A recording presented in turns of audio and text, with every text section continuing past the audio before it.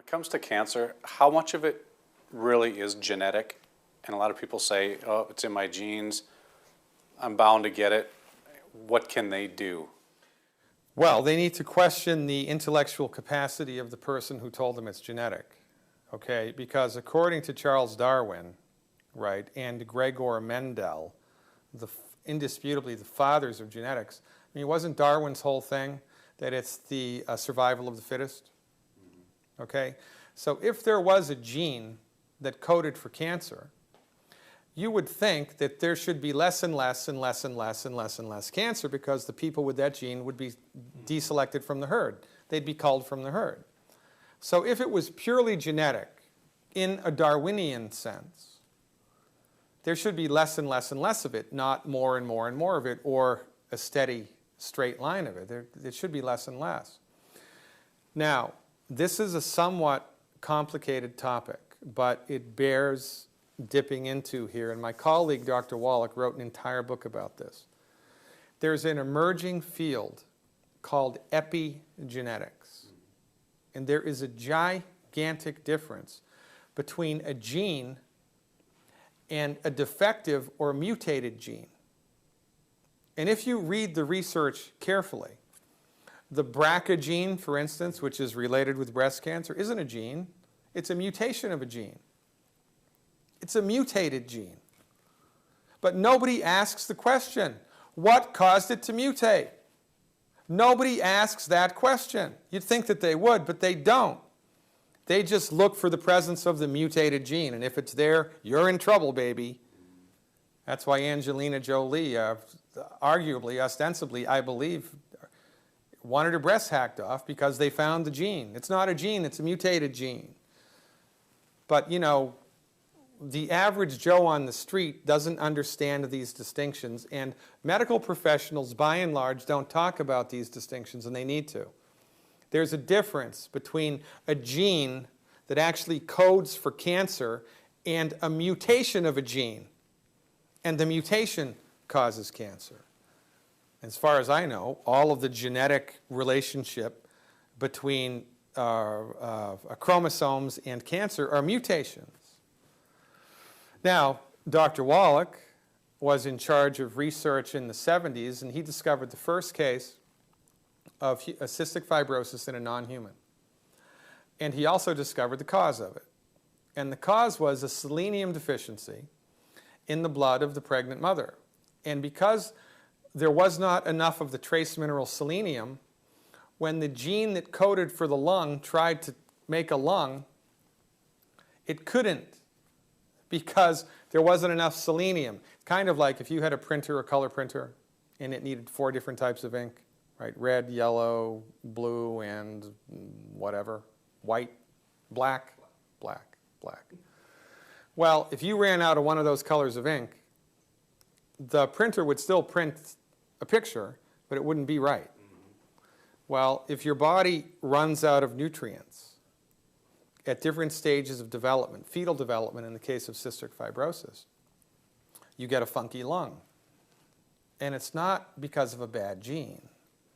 It's because of not enough nutrients. And sometimes lack of minerals in the body will make the gene mutate and malform, because the genes or chromosomes are held together by something called a metal finger. There are metal fingers which are made from minerals that provide structural integrity for chromosomes. If your body runs out of those minerals, the chromosomes are going to be deformed. And if you get, and that's a mutated gene, it's a mutated chromosome. So the field of genetics is, we know so little about what really goes on there. For instance, right, 23 pairs of human chromosomes. They recently found out that here's one chromosome up here, and here's another chromosome down here. They're not connected at all physically. They're not physically touching. If you make a change to this chromosome here, immediately there's a change on this chromosome here, immediately. It's like Einstein's spooky action at a distance, right? Einstein discovered a property of photons, light particles. Photons spin in a particular direction all of the time.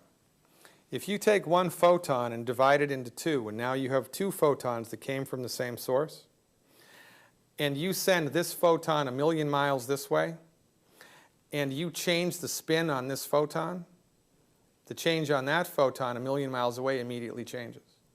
Einstein called it spooky action at a distance. He really, literally called it that. Well, as it turns out, similar unusual phenomena happen with your chromosomes. So the notion that your illness is genetic is nonsense. Because if it were genetic, truly, there'd be less and less and less of it.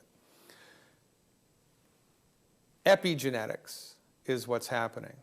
Your chromosomes, your genetic material, themselves are running out of the nutrients that they need to get their job done and maintain their structural integrity.